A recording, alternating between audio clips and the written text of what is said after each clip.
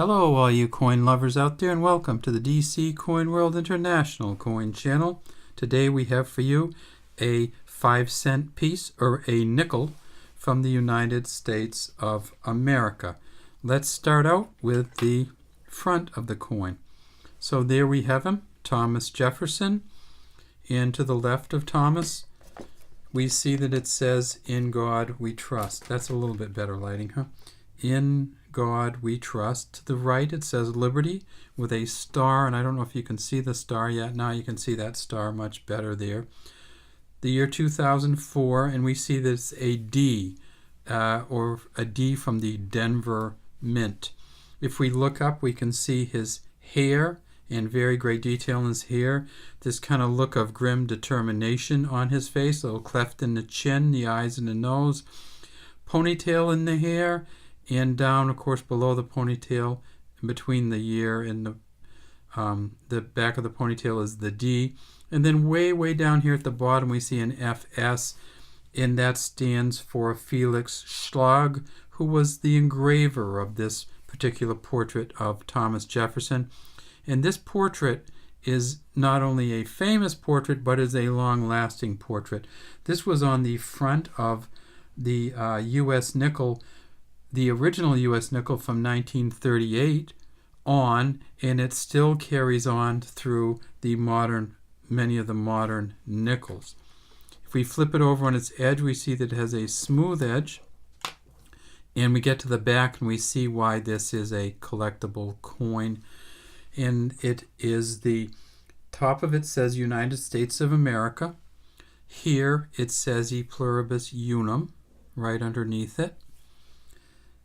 Down below we see there is some kind of boat or sailing craft. It turns out that this particular boat is called a keelboat, and it's a boat that is powered in this case by men pushing poles against the bottom of the river. So here's a protected section in the back. We see a flag flying off the top.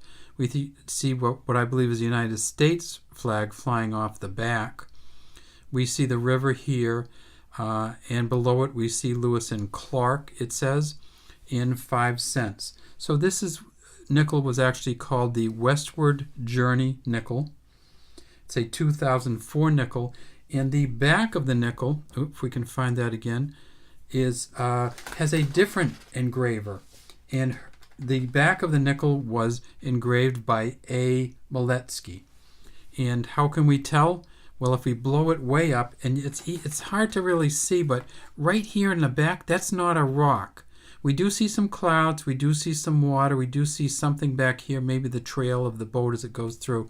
But right here we see there's actually it looks like a rock. And let me see if I can get it closer. It is almost impossible to tell on this particular coin, but those are the initials AM, and that is for A. Maletsky.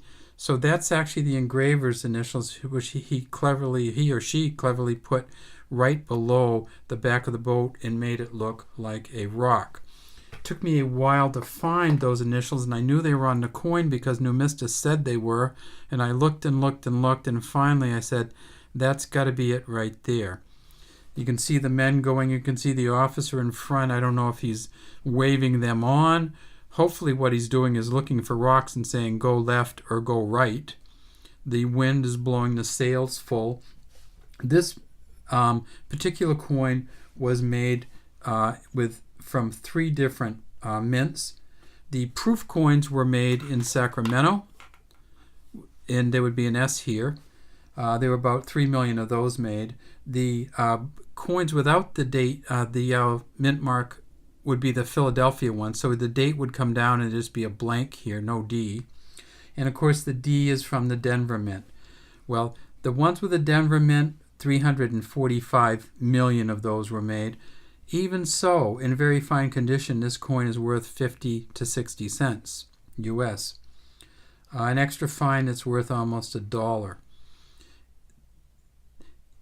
The Philadelphia version of this coin with no mint mark is worth about 9 cents US, and goes up to an extra fine about 30 cents. So not a very valuable coin without a mint mark on it which would be Philadelphia. It's worth 50 cents or more, a little bit better condition than this, or very fine, and 90 cents to a dollar in extra fine condition. Okay, that's all we have today. Oh, let me tell you what it's made of. And of course, you already know this, but it's copper nickel, weighs 5 grams. It's 21.21 millimeters in diameter and 1.95 millimeters in thickness. So there we have it.